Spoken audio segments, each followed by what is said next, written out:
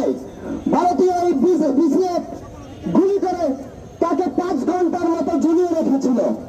বন্ধুগণ, সেটা নিয়ে প্রায় 2 বছর পরে ভারতে মামলা হয়েছিল, কিন্তু সেই মামলায় বিএসএফ এর স্বঘোষিত সদস্য অপরাধী হিসেবে অমিয় ঘোষকে দায় মুক্তি দেওয়া হয়েছিল।